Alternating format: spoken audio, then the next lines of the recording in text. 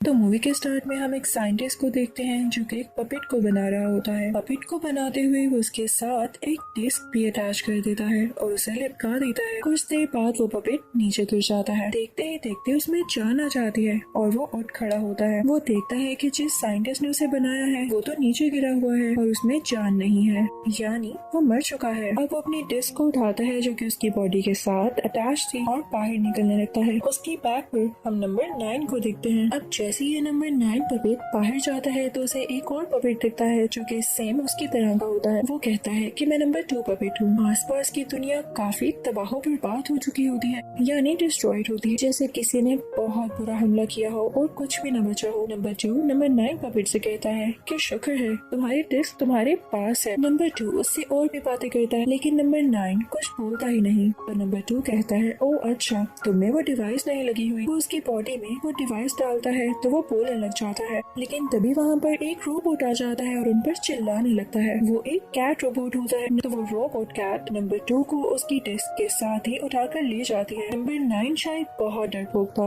उसे देखकर फौरन से बेहोश हो जाता है। कुछ देर बाद जब नंबर 9 की आंख खुलती है तो एक ऐसी जगह पर होता है जहाँ पर एक और पपेट जिसका नंबर 5 है उसको ठीक कर रहा होता है। वो इन सब पपेट्स को ठीक करने का काम किया करता था। तभी वहाँ पर नंबर 1 पपेट आ जाता है जो कि इन सब का लीडर होता है। वो आकर नंबर 5 पपेट से कहता है तुम्हें बाहर जाने को किसने कहा था? क्या तुम नहीं जानते बाहर कितने रोबोट्स हैं और हमारी जान को खतरा है? तो नंबर 5 कहता है लेकिन हमें नंबर 2 की जान बचानी होगी जिसे वो कैट रोबोट ले गया है। तो नंबर 1 कहता है कि अच्छा इसको भी देख लेते हैं। वो नंबर 9 को अपने साथ ले जाता है जो कि बिल्कुल ठीक हो चुका था। लीडर नंबर 9 को बाहर की दुनिया दिखाते हुए कहता है कि कई साल पहले जब हम पहली बार इस दुनिया पर आए थे तब इंसानों और रोबोट्स में एक जंग छिड़ गई थी। उन लोगों ने आपस में बहुत ज्यादा लड़ाई की। दोनों एक दूसरे को खत्म करना चाहते थे जिसकी वजह से यहाँ की हवा काफी जहरीली हो गई, यानी पॉइजनस हो गई थी। यहाँ कोई भी नहीं बच पाया, सब कुछ खत्म हो गया। तुम अपनी आंखों से भी देख सकते हो। लेकिन सिर्फ एक रोबोट बचा और वो है कैट रोबोट। वो एक ही हम सब पे भारी पड़ता है। तो इस वजह से हम सारे पपेट्स यहाँ पर छुप के रहते हैं क्योंकि इस दुनिया में हमारे अलावा या उस कैट रोबोट के अलावा और कोई नहीं है। फिर वो उसे एक ऐसी जगह पर लेकर आता है जहाँ एक चार्ट के ऊपर कुछ नंबर्स लिखे होते हैं और कुछ नंबर्स पर तो क्रॉस लगा होता है। इसका ये मतलब था कि वो नंबर्स वाले पपेट्स मर चुके हैं या उन्हें कैट रोबोट ले गया है। इसी के साथ लीडर नंबर 2 पर भी क्रॉस लगा देता है। तो नंबर 9 उसे कहता है ये आप क्या कर रहे हैं? क्या आप जानते हैं कि कैट रोबोट ने उसे मार दिया है? वो जिंदा है। आप लोग तो हार मान कर बैठ गए हैं। हमें उसे बचाना होगा। हम ऐसे ही उसे डेड कंसीडर नहीं कर सकते। इसके बाद नंबर 9 और नंबर 5 ये प्लान बनाते हैं कि वो कैट रोबोट्स की जगह पर जाएंगे और वहाँ पर जाकर देखेंगे कि नंबर 2 किस हालत में है। वो लोग ऐसा ही करते हैं और वहाँ जाकर एक केज में नंबर 2 को बंद पाते हैं, यानी वो अभी तक जिंदा होता है। वो जाकर उसका केज खोलते हैं लेकिन तभी वहाँ पर एक कैट रोबोट आ जाता है। लेकिन लकीली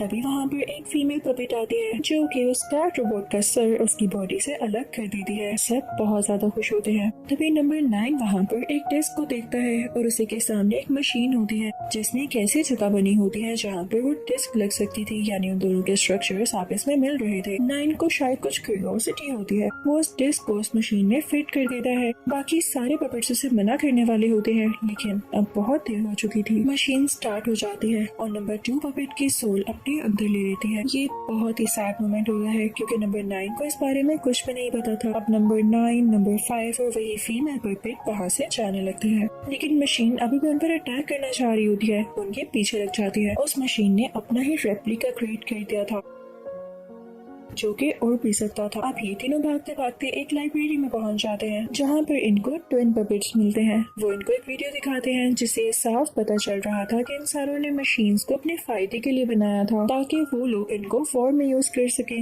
या यूं ही यूज कर सके। पर मशीन्स ने सोचना शुरू कर दिया और उनको ये लगा कि उनकी इस दुनिया में एक अलग स्पेस है। उन्होंने इंसानों से ही वॉर शुरू कर दी और यहाँ पे सब कुछ खराब होना शुरू हो गया जब इंसान और मशीन्स एक दूसरे के साथ लड़ना शुरू हो गयी और आहिस्ता आहिस्ता सब खत्म होता गया। अब वहाँ पर नंबर 9 पपेट एक ड्राइंग ड्रॉ करता है तो सब हैरान हो जाते हैं कि इस तरह की ड्राइंग तो हमारा एक साथी भी ड्रॉ किया करता था। तो जरूर इस ड्राइंग के पीछे कोई ना कोई सीक्रेट है। पर इनका वो साथी तो उधर चर्च में ही था लीडर के पास जहाँ पर ये लोग रह रहे थे। ये सब डर जाते हैं कि नहीं अब हम वहाँ पर नहीं जा सकते। लीडर हम पर गुस्सा होगा कि हम चर्च से बाहर क्यों गए क्योंकि वहाँ का रूल था कि ये सब पपेट्स उसी चर्च में छुप कर रहते थे। लीडर इनको बाहर जाने से मना जो करता था लेकिन नंबर 9 उनको समझाता है कि कुछ नहीं होता, वो हमें थोड़ी देर के लिए डांटेगा लेकिन हमें ड्राइंग के बारे में पता चल सकता है। वो सब मिलकर चर्च में जाते हैं। लीडर उन पर गुस्सा होता है और उसने होना भी था, पर सब आगे से कुछ नहीं बोलते। तभी उनका वो साथी पपेट आता है और उनको ड्राइंग दिखाने लगता है और उसे उस डिस्क के बारे में बता ही रहा होता है कि तभी वहाँ पर वो मशीन आ जाती है, वही उड़ने वाली रेप्लिका मशीन जो उन पर अटैक करने लगती है। वो सब मिलकर उसे मार तो देते हैं लेकिन उनकी अपनी चर्च में भी आग लग जाती है। सब बहुत दुखी होते हैं और अब कुछ सोचने का भी टाइम नहीं था। उन्हें अपनी जान बचाने के लिए कहीं न कहीं जाना तो था, तो इसलिए वो उन ट्विन पपेट्स के लाइब्रेरी में चले जाते हैं। वहाँ पर आकर वो पपेट दोबारा से ड्राइंग की बातें करने लगता है। तब वो लीडर उसे चुप करवा कर कहता है,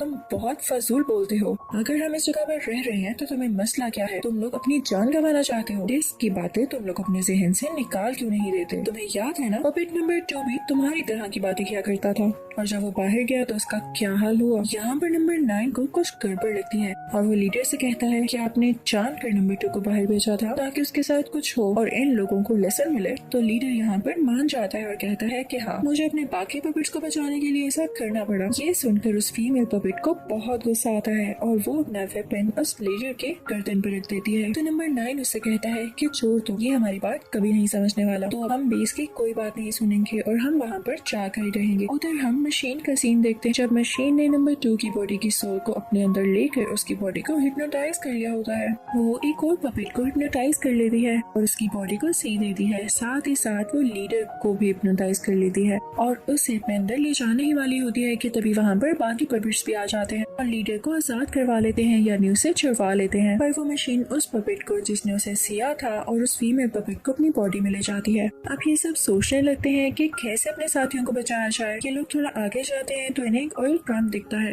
ये लोग सोचते हैं कि हम इसको ब्लास्ट कर देंगे ताकि मशीन भी बीच में ही डिस्ट्रॉय हो जाए, लेकिन नंबर 9 कहता है नहीं, हमारे साथी है उसके पास, मुझे उनको बचाना होगा। मैं पहले उनको जाकर बचाऊंगा और अगर कुछ देर तक मैं ना आ सका तो तुम लोग मेरी जगह को ब्लास्ट कर देना, मेरी जान की परवाह मत करना। अब नंबर 9 अंदर जाता है जहाँ पर वो मशीन होती है। वो उस पपेट की भी सोल अपने अंदर ले चुकी होती है जिसको उसने सिया था और अब आई थी फीमेल पपेट की, लेकिन नंबर 9 उसे फ्री करवा लेता है। अब नंबर 9 और वो फीमेल पपेट एक साथ बाहर की तरफ आने लगते हैं, लेकिन क्योंकि कुछ देर हो चुकी थी तो उसके बाकी साथी वहाँ पर ब्लास्ट कर देते हैं जैसे कि नंबर 9 ने कहा था, जिसकी वजह से वो दोनों खुद भी जख्मी हो जाते हैं, लेकिन लकीली टाइम पर बाहर आ ही जाते हैं। यहाँ पर सब काफी खुश हो रहे होते हैं कि उन्होंने मशीन को डिस्ट्रॉय कर दिया है, लेकिन उस मशीन के साथ कुछ क्रिएचर्स भी थे जो कि उसे ऑपरेट करते थे। अभी तक सिर्फ वो क्रिएचर्स डिस्ट्रॉय हुए थे और मशीन सब कुछ जानती थी कि आगे उसको क्या करना है और वो अभी तक ठीक थी। मशीन नंबर 5 पपेट के सामने आती है और उसकी सोल को खींचने लगती है, जबकि बाकी सब अपनी जान बचाने के लिए वहाँ से भाग जाते हैं। लेकिन जिस ब्रिज से वो लोग जा रहे होते हैं मशीन वहाँ पर भी आ जाती है, पर उसके वेट से वो ब्रिज टूटने लगता है और मशीन नीचे गिरने लगती है। मशीन यहाँ पर उसी पपेट की भी सोल अपने अंदर ले रही होती है जो कि ड्राइंग्स बनाया करता था और वो भी मशीन के साथ ही गिरने वाला होता है। तो अपने साथियों से कहता है कि तुम सब यहाँ से चले जाओ, हमारे लिए यही काफी है कि ये मशीन तबाह हो रही है, तुम सब फ्यूचर में सेफली रह सकोगे। इतनी देर में वो मशीन उस पपेट की सोल अपने अंदर ले चुकी होती है, तो बाकी पपेट्स उस मशीन को ब्लास्ट नहीं करते, जबकि वो कर सकते थे क्योंकि उन्हें अपने साथी की सोल बचानी थी। अब नंबर 9 फौरन से उस जगह पर जाता है जहाँ पर उसे बनाया गया था और बाकी पपेट्स को भी। वो एक डिवाइस को खोलता है जिसमें से उसी साइंटिस्ट का होलोग्राम निकलता है। वो साइंटिस्ट इस पपेट को बताता है कि मैंने अपनी सोल के 9 हिस्से किए और तुम 9 पपेट्स में डाल दी ताकि तुम मेरा अधूरा काम पूरा कर सको। इंसानों और मशीन्स में लड़ाई हुई जिसकी वजह से सब इंसान मारे गए थे और मैं भी एक दिन मारा जाता, तो तुम्हें अब मेरे लिए लड़ना होगा। इसीलिए तुमने देखा था कि नंबर 9 को बनाने के बाद साइंटिस्ट चले गए थे, यानी उनकी डेथ हो चुकी थी। साइंटिस्ट नंबर 9 को ये भी बताता है कि जो डिस्क तुम लोगों के पास है उसी को यूज करते हुए तुम सब अपनी जान बचा सकते हो और वो डिस्क इस वक्त थी उसी मशीन के अंदर। तो नंबर 9 जाके अपने बाकी साथियों को भी बताता है और कहता है कि हमें अभी मशीन को डिस्ट्रॉय नहीं करना, वरना वो डिस्क पे डिस्ट्रॉय हो जाएगी और हम सब नहीं बच पाएंगे। कोई उसकी बात पे यकीन नहीं करता, तो नंबर 9 खुद ही मशीन के सामने चला जाता है। मशीन उसकी सोल को भी खींचने लगती है, पर उसकी जान बचाने के लिए लीडर सामने आ जाता है। मशीन उसकी सोल खींचने लगती है।